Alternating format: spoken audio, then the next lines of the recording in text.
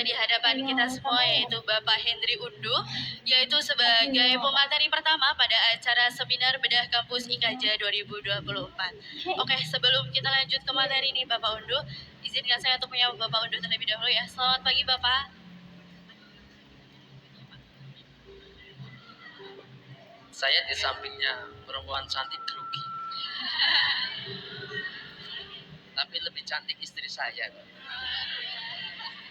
Kalau masuk YouTube, kalau nonton istri saya nonton, nanti malah dimarahi saya. Masih cantik istri saya. Gimana nih Bapak kabarnya, sehat? Sehat, alhamdulillah. Oke, sebenarnya Bapak ini lagi sibuk banget ya Pak? Ya, biasalah. Isi waktu yang manfaat saja. Oke, alhamdulillah ya Pak, mengisi waktu yang bermanfaat bagi orang lain. Oke. Sebelumnya saya mengucapkan banyak terima kasih ya Pak karena sudah menyempatkan hadir di antara kami semua guna memberikan informasi serta motivasi di tengah kesibukan Bapak. Untuk Bapak Hendri Undu sendiri, apakah sudah siap untuk memimpin materi pada kali ini? Siap, insya Allah. Oke, teman-teman semuanya mohon minta perhatiannya ya. Oke, tadi kan katanya udah gak siap untuk mendengarkan materi dari Bapak Hendri Undu. Langsung saja kepada Bapak Hendri Undu untuk pemaparan materi selama 30 menit. Kepada Bapak Hendri Undu, waktu dan tempat saya persilahkan. Tepuk tangan buat kita semuanya. Oke, tepuk tangan dulu dong teman-teman. Bismillahirrahmanirrahim. Assalamualaikum warahmatullahi wabarakatuh. Bismillah, alhamdulillah, wa syukurillah, la hawla wa la quwwata illa billah. Yang saya hormati kepada Ibu Kepala Sekolah SMA Negeri 1 Pejaguan, Ibu Erna Ulumullah. Yang saya hormati kepada Bapak Ibu, Waka, dan semua staf kependidikan yang tidak bisa kami sebutkan satu persatu. Dan adik-adikku semuanya yang saya cintai di sini. Boleh ya, saya cintai adik ya? Boleh ya, ya. Alhamdulillah kesempatan baik ini kita bisa bertemu, kita bisa bertatap muka dalam kondisi semuanya. Sebenarnya hari ini saya mandan greges deh, agak greges ya. Baru pulang tadi pagi jam 2 ya. Jadi dari Pantai Menganti, bukan main ya, karena ada acara Perumda, Perusahaan Umum Daerah Aneka Usaha itu minta saya untuk berbagi di sana. Yang awalnya acara jam 8 itu mundur jam 9 sampai jam tengah 1. Ya, di sana ya pas hujan lebat. Jadi alhamdulillah saya masih bisa sempat di tengah-tengah adik semuanya.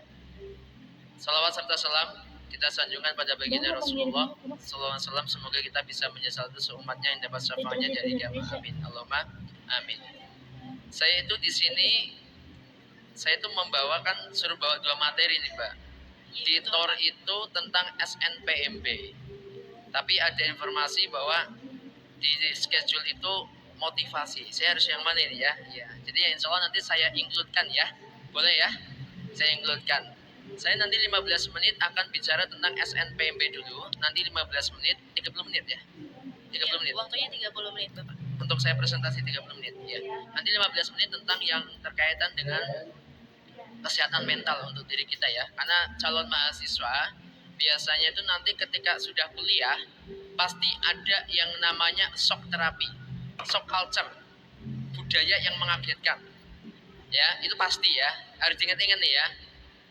Di rumah sekarang ya dekat sama orang tua, ketika kuliah pasti nanti ada shock culture, pasti ada ya, budaya kaget yang akan kalian dapatkan nanti, makanya harus disiapkan ya mulai dari sekarang. Yang pertama saya akan bicara SNPMB, tapi saya nggak akan bicara aturan, tapi saya bicara analisis yang tidak semuanya ada di aturan. Yang pertama di aturan, mungkin sudah kami sampaikan juga bahwa nanti ada isinya, ya itu hal yang umum sudah tahu semua ya. Sudah deh, udah tahu semuanya? Sudah. Terus boleh memilih 4 PTN, yaitu dengan maksimal 2 apa? Sarjana dan 2 vokasi. Kemudian kalau sudah keterima SNBP, maka tidak boleh ikut SNBT dan mandiri. Kalau kemarin baru SNBT saja, kalau besok ketambahan tidak boleh ikut mandiri. Nah kemudian itu yang paling urgen, yang paling umum disampaikan. Tapi dari beberapa hal yang wujud ya, saya menyampaikan sebuah analisis seperti ini deh. Ini analisis ya. Analisis pertama bahwa di SNPMB BP3 2023 ya, saya bicara 2023. Itu Kemendikbudristek itu banyak sekali membuka jurusan vokasi. 2023 datanya itu ada. Sekarang datanya belum muncul, data terbaru ya. Karena di SNPMB itu ada menu SNBP, diklik di situ ada data kampus SNBP. Ketika diklik belum muncul datanya. Jadi adik-adik belum bisa menganalisa nih yang SNBP terutama yang eligible ya. Tapi saya sampaikan bahwa tahun 2023 Kemendikbudristek itu banyak sekali membuka jurusan yang vokasi. D3 dan D4 tahun 2023. Coba saya mau tanya nih, ada yang bisa jawab kira-kira kenapa pemerintah membuka jurusan baru paling banyak itu vokasi? Ayo, ada yang tahu nggak kira-kira? Karena keharapan dari pemerintah ke depan, kita punya skill berbasis keterampilan. Karena D3 dan D4 itu lebih banyak pada sisi prakteknya. Itu yang pertama. Ya. Yang kedua, kenapa aturan SNPMB atau SNBT 2024 bergeser wajib memilih vokasi, 2 vokasi dan 2 sarjana. Analisa kami bahwa menurut data yang kami terima, tahun 2023 mindset kita semua anak kelas 12 masih memarginalkan vokasi. Buat apa D3, D4 mendingan S1? Itu mindset dulu ya, mindset dulu. Jadi sekarang, kenapa wajib memilih maksimal 2 sarjana 2 vokasi? Untuk pemerataan dan supaya kuota untuk vokasi itu terpenuhi. Ada gambaran? Ada. Ini hasil analisa kami karena tahun 2023 kemarin banyak sekali vokasi yang dibuka. Sekarang belum muncul nih ya, datanya belum muncul. Saya pantengin belum muncul semuanya. Kemudian, kenapa pemerintah membuka jurusan baru itu tujuannya buat apa? Ayo, ada yang tahu buat apa? Buat apa kira-kira? Ayo, ada yang tahu? Satu ya, gini. Jurusan baru dibuka itu sebenarnya untuk menjawab tantangan zaman 10 tahun atau 7 tahun yang akan datang. Ada gambaran nggak maksud saya? Logikanya gini deh, logikanya. Tidak mungkin pemerintah itu membuka prodi baru itu untuk menambah pengangguran. Paham nggak bahasa saya? Paham ya? Berarti asumsinya prodi baru dibuka pasti sudah melalui kajian, sudah melalui tahapan analisis, sudah melalui tahapan uji materi. Ya, ketika sudah diuji, sudah dianalisis, kira-kira kebutuhan bangsa Indonesia ke depan apa? Maka disitulah dituangkan dalam sebuah disiplin ilmu. Masuknya bisa di vokasi maupun di sarjana. Berarti logikanya jurusan baru dibuka itu untuk menjawab tantangan zaman 5 tahun atau 10 tahun ke depan. Berarti prospektivitas kerjanya itu tinggi. Kalau kalian punya keterampilan di bidang itu, tidak hanya cuma kupu-kupu. Ya, kuliah pulang gitu ya, Pak ya. Itu seperti itu. Kemudian yang kami sampaikan bahwa ketika jurusan baru itu punya prospektivitas tinggi, ya, yang menjadi titik tekan saya satu di sini, ya, tolong yang kalian kedepankan adalah bukan hanya kamu tahu apa ya, Dek ya. Karena selama ini kita masih mengedepankan kamu tahu apa. Tapi yang ditekankan apa? Kamu bisa apa? Beda ya maknanya ya. Kalau kamu tahu apa itu hanya berbasis teori saja. Dibuka di Google semuanya beres selesai. Gitu ya. Kalau dibuka di Google. Tapi kalau cakupannya kamu bisa apa itu berbasis keterampilan, skill individu. Jadi kalau misalkan maaf, besok mungkin yang sudah sarjana nih ya pasti ngalami masuk dunia industri, dunia perusahaan, dunia manapun, ketika bisa ketemu misalkan ingin mendapatkan sebuah job ya, akan ditanya kamu bisa apa, bukan kamu tahu apa ya. Jadi mulai sekarang pikirkan pertanyaan kamu bisa apa, kembalikan ke pribadi kita masing-masing. Kamu bisa apa, itu yang harus kalian kedepankan terkait dengan keterampilan yang harus dimiliki. Itu yang kami sampaikan ya. Terus satu hal lagi terkait dengan SNBT ya, SNBT 2024 nanti. Ada satu hal yang mungkin yang menjadi titik tekan adik-adik semua di sini, bahwa yang kalian lihat itu nantinya akreditasi atau potensi atau prospeknya atau dari sisi jurusannya, maksud saya S1 atau D3 D4-nya. Yang kalian lihat itu apa? Apa yang kalian lihat? Kira-kira apa? Ada pingin kuliah, lalu selesai, kemudian mengantri menjadi salah satu orang yang masuk waiting list, masuk dina kerja, atau kuliah, kemudian ada punya keterampilan, yang keterampilan itu bisa masuk ke dunia kerja atau bisa dikembangkan sendiri. Pilih yang mana? Yang satu atau yang dua? Dua atau satu? Ya, atau tiga? Atau empat? Kenapa saya tambahin 4? Takutnya nanti dikira nanti arahnya ke politik ya. Saya takut ya. Ya, tak tambahin 3, makanya 1 atau 2 atau 3, terserah pilih sendiri ya.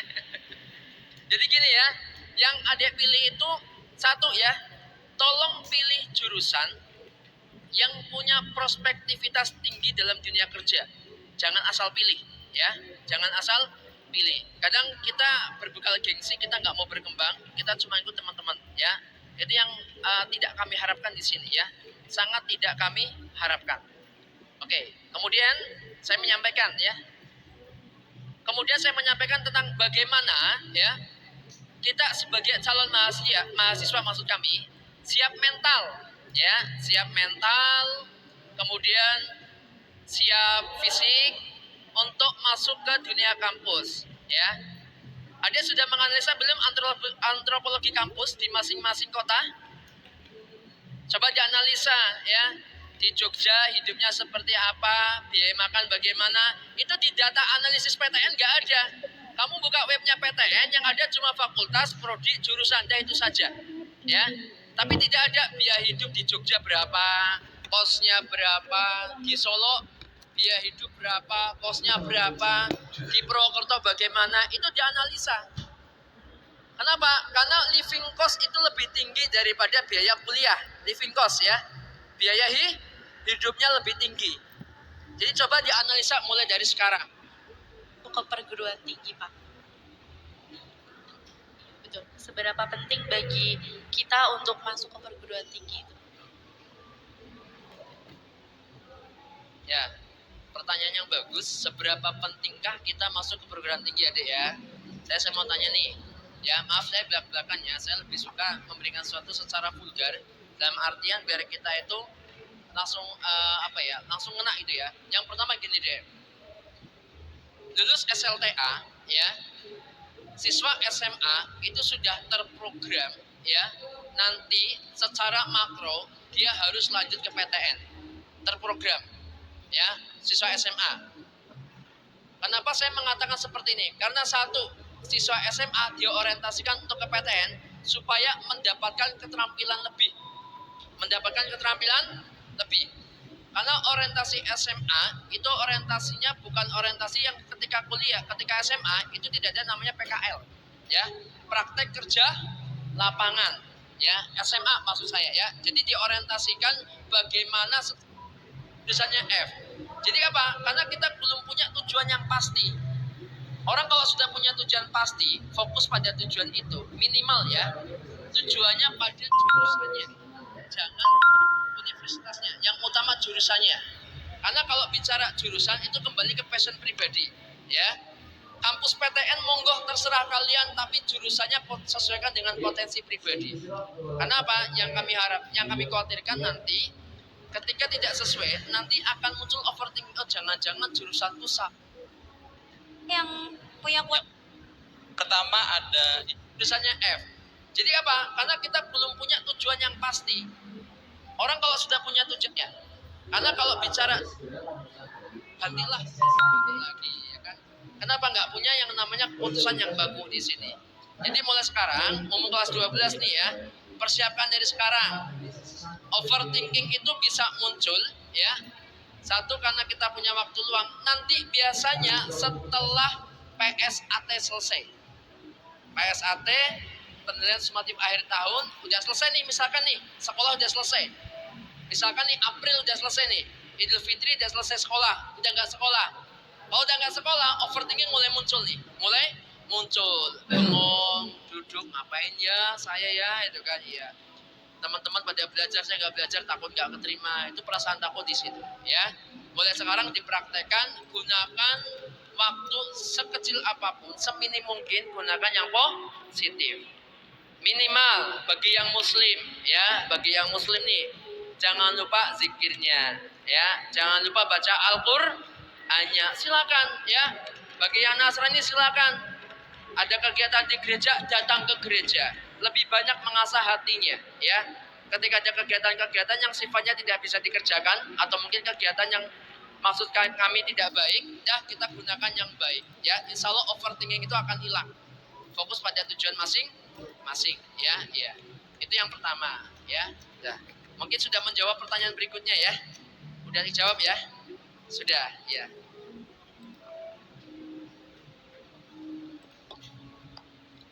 Oke, gimana teman-teman? Apakah jawaban dari Pak Hendri sudah menjawab? Sudah. Oke, baik. Mungkin untuk sesi tanya jawab kami cukupkan. Untuk yang belum mempunyai kesempatan buat bertanya pada kesempatan kali ini, bisa bertanya di lain waktu dan lain kesempatan juga. Baik, terima kasih atas antusias teman-teman semua dan terima kasih kepada Bapak Hendri yang sudah memberikan banyak informasi bermanfaat pada kami semua. Namun sebelumnya izinkan saya untuk membacakan kesimpulan pada materi kali ini.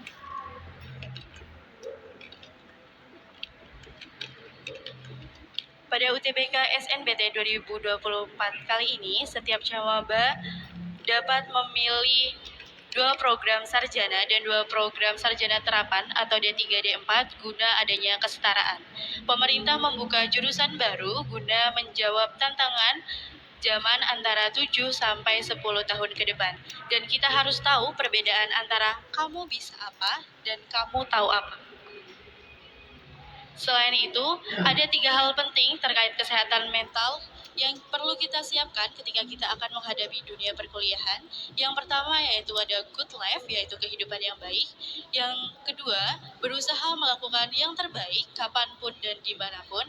Dan tingkatan yang paling tinggi yaitu meaningful life, yaitu hidup yang bermanfaat bagi orang lain.